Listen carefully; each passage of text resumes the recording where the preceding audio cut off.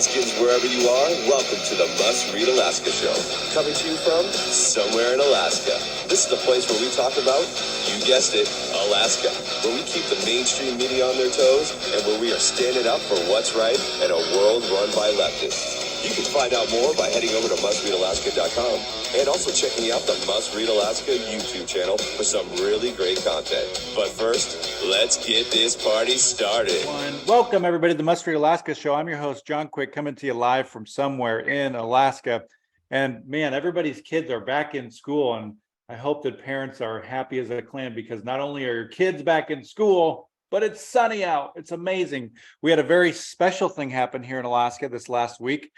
The Secretary of Transportation was here in Alaska hanging out with multiple folks, one of them being Mayor Dave Bronson. I have him on the show today. Welcome to the show, Mayor Dave Bronson. And how was it having the Secretary of Transportation here in Alaska? Well, first, John, it is a beautiful day. I'm sitting here on the 8th floor of my office, looking out at the mountain range, the Alaska Range, McKinley. It's beautiful, a really beautiful day. And to all the parents out there, happy back to school day. And you know what I mean by that. So you can relax a little bit. We're going to get back into routines with the kids, which is a great thing. We went through that as parents, and now our kids are grown. But yeah, we did have a great visit with the secretary. Real smart guy, good guy, great team, bunch of real smart young people that he brought with. We got our message across. They said very well. They says, message received, Mr. Mayor. And so we communicated to him and to his staff how important the Port of Alaska is to 90% of the people in Alaska who get their get their food and all of their supplies and their vehicles and everything we use in 90% of it comes over this port. And this port is in dire need of repair. The first piling went in 1959. They're at the end of their life, and they're in fact, you can go to my Facebook page, and there's a QR code there that you can click on. It'll show a 3 to 4 minute video, and that video we took last week at our extremely low tides to show how much jeopardy the port is. We have about a little over 1,400 pilings in the port. And during the earthquake of 2018, 20% of them failed, and we had to go back in and repair them. We can't repair anymore. We've done the only thing we can do is put a clamshell bolt-on reinforcement on it. We can't do that again. It's a one-time deal, and now we're in trouble. And again, 90% of the people in the state are fed by this port. And at some point here in an earthquake or a bad docking of a ship, too hard of a docking, it's going to fail. And as we rebuild our port and the docks, we will get to hopefully seismic security here by not later than early 2028. But right now, we don't have food security. We just don't. So we're asking the federal government, the DOT, and other agencies. We're going back to ask the Department of Defense help on this, because that dock supports the Arctic strategy, which is the core of our military strategy here in Alaska. And quite frankly, the good taxpayers of Anchorage and simply cannot afford to pay for national defense needs. And so there is a federal ask here. The Secretary Buttigieg was extremely receptive. He asked incredibly insightful questions, and we answered them to our best of our ability. And they said message received. So we did our best, and we did a good job. That's awesome. So I think this is what separates good leaders from great leaders, being able to work with somebody that you may not agree with wholeheartedly. And I think this is where you and your team have shown to be great leaders. Talk to me a little bit about working with the Biden administration, even though you may disagree on things. Is it important for you all to come together for an issue like this? Well, it's essential for the good of the state that we do come together to this one party can't solve a challenge of this magnitude and a threat to the survivability of our state to this degree. We've got to come together, and Assembly leadership was there with us. There's no daylight between how they look at this project and how we look at this project. We've come together, made great progress in approving design and surcharge structures that'll impact us for the next 70 years, the life cycle of this new port facility. So my desperate hope is we get one seismically secure dock. We're building two. We have to have two eventually, but one. If we can get to that by early 2028, we've closed the gap. We'll have food security, and that's all it's about. So at times you got to put the politics aside, and you got to get down to work of governing, because politics is more electoral, and then governing is the running of the business, and that's the mode we're in. We're in the mode of building the things that we need and doing what's right for the people of Alaska, and specifically Anchorage. So give us a little bit of a peek under the hood. 99% of the people didn't get to have a conversation with the Secretary of Transportation. Tell us a little bit about him and maybe a fun story that you had with him while you were in Anchorage. Well, it was pretty business oriented. They run a tight schedule. We kept to their schedule. We were complimented, by the way, of sticking with their schedule. They said that doesn't happen very often. People run long because everybody wants a piece of the big guy, and the secretary's the big guy. But I had some one-on-one time with them. I actually made some asks that are more aviation related as well. When we were on the bus, there's some asks that really impact us. The port asks, we asked for a 60-40 split. That's a traditional split. The federal government picks up 60%, and we pick up 40%, us in the state, and on the funding of it, and that's for about 60% of $1.5 billion. We asked for what they're happen to be considering, even as we speak, is the Pacific territories, Guam, Saipan. It looks like they're going to be excluded from Buy America, Build America. And we asked to have Alaska included into that, or the Port of Anchorage or the Port of Alaska included in that exclusion. Because with all the ARPA money and all the federal money post-COVID floating around, there's going to be a lot of projects coming on line all over the country.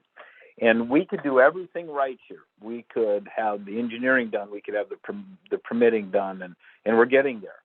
We get a political alignment. But if the steel, if we're down the list on ordering steel, we're in big trouble. The whole thing stops. And it could stop to the point where even our permitting starts to expire. And so our ask is that we're excluded, just like Guam and Saipan looks like they're going to be, from Build America, Buy America, and allow us then to go right into non-American steel. And I think is what we're speaking about is, Korean, South Korean, or possibly Turkish steel. We don't care as long as it's good quality steel. And we move forward and get our port built, because at the end of the day, we've got to fixate on the target, and the target is food security at the soonest possible moment in time.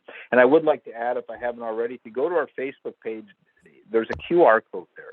We just created that yesterday, and day before yesterday, and it was for the secretary. You can click on that QR code and watch a video that we created. We flew a drone a week and a half ago. We flew a drone underneath the docks to at the extremely low tides, so we can show the public, so we can show the secretary the severity of the damage that is going on well below normal tide lines, below the water line. And it will shock, I think, anyone who sees it. And to the point of when I mentioned it to the The secretary, when we were on the docks in the admin building, which sits on the docks, says, "This is what's supporting you right now." He kind of got the picture at that point. And we're running huge trucks. We're docking huge ships up to that structure, and it's in dire need of repair. And we're simply asking for the federal government to step in and help us with the permitting process. We did ask for some waivers, or not waivers, but for streamlining on the federal permitting process, and to hopefully go back to a year and a half ago to the beluga whale exclusionary zone and shrink that down, because they just, what I believe is, arbitrarily expanded that zone. And they made it much, much bigger going up your area towards up the inlet. And if a beluga is spotted in there, we have to stop construction. And and then until the belugas just pack up and leave, we can't do any construction. Well, we only have about a 4-month construction window. And to shrink that, and we've had this happen before, shrink it by 2 months, so in half. We can't be facing that kind of threat. And we're just asking for a little bit of leeway on those kinds of things, and we hope we get to them. And he was very receptive. So it sounds like it was a fruitful trip. Do you get the sense that you have buy-in from Senator Murkowski, Senator Sullivan, Mary Patola as well? Are all of you kind of on the same page as this? And does that help create momentum for maybe some things in the Fed sector to happen that otherwise wouldn't?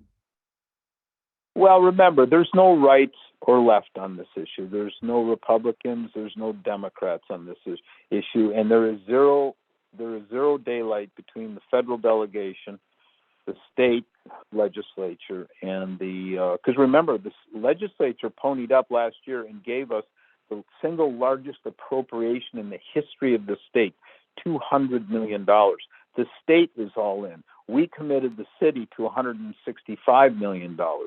The state, the city, the legislature, the delegation, the assembly, the mayor, everyone is on the same page, marching in lockstep. That's what we have to have. That's one of those rare moments in Alaska politics, and we need to take advantage of that and move forward. And we just want that federal component on the permitting, on the financing to step up and help us out. And quite frankly, as Ted Stevens told me this one-on-one once in a meeting I had with him. He says, we built this country from east to west, and he says the lower 48, they got their bridges, they got their interstate system, and he says just because Alaska and Hawaii are last doesn't mean we don't get our our fair share. And he says if they want to start cutting, let's cut federal spending. He says that's fine, I'm all for it. He says, well, you start in the east, and he said start in the 13 colonies. Start working east to west, cut, and he says when they get to me and Daniel, and he meant Inouye, Senator, when they get to me and Daniel, we'll take our cuts. But and I have to follow that ethos. That was a bit of an epiphany to me personally, and because I'm a fiscal hawk, but at the end of the day, if you look at the timing of it, and Senator Murkowski gets this, Senator Sullivan, he gets it, and so does Mary. This is our time. It is our time to ask the federal government for help on a structure that supports the military. There is no Arctic strategy if this port fails, because we project force in the Pacific through this port over these docks, and these docks are in dire need of help. The plan is in place. The engineering is moving ahead. The politicians, everyone's in place. Now it's time for the federal government to step up and, quite frankly, do their part. And I think they're very receptive to that. We're not getting resistance. It's just Washington has its own set of problems, and they got to work through their family squabbles to get to the answer. Well, it sounds like that has been a very fruitful trip for not only the municipality of Anchorage, but all of Alaska, because it probably puts the Port of Anchorage one step closer to being fixed. Do you have any last minute thoughts before we head out here? I want to be respectful of your time. Right. Well, the other thing we made, and I when I had a piece of this time one-on-one, I made an ask that, quite frankly, really impacts Alaska, and it's on the aviation side of things. The federal government is trying to eliminate, and this is very pertinent, 100 low lead gas without having a marketable, viable substitute. And we're already paying, general aviation is paying about $7, $6.90 to $7.10 a gallon for aviation fuel. It gets exponentially worse in the bush. And I've heard as high as $17 or $18 a gallon. I'm just telling you, interrupting that supply chain, as bad as it is, interrupting it by imposing an artificial, not economically viable fuel mechanism to us without all the testing, because we haven't even completed the testing on this fuel on the various compression engines. This could be devastating to us and to commerce. We simply, I asked him for help on that, and we made some other FAA asks that were not quite as essential as that. So he was very receptive. He knew about them. He's very informed. He knew about our challenges, and now the politicians in D.C. Need to come on board. I think they will, and under the leadership of Sullivan and Murkowski and Peltola, I think we'll get to it. Well, that's good. I want to thank you for joining us here, Dave.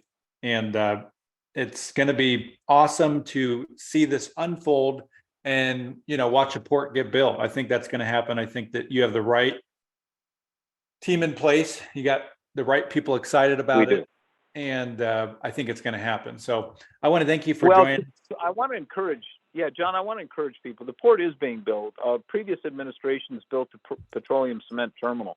That is seismically secure. It survived without incident the 2018 earthquake. So we have petroleum security. We have cement security. We don't have food and bulk good and supply security, and that's what we're working on. So this is the next few phases. And so I want to encourage people, we're kind of getting things done here, but the food component is what I'm focused on. And at the end of the day, this is about saving our port. We're not building a Cadillac. We're not making it bigger. Actually, the port's going to be slightly smaller than it is.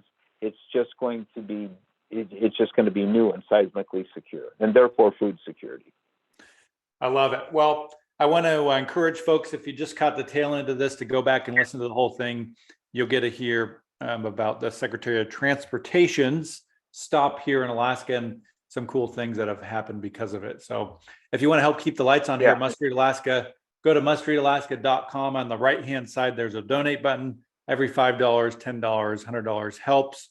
And we want to thank Mayor Dave Bronson for coming on the show. Until next time, I'm John Quick from somewhere in Alaska. Thank you, Mayor.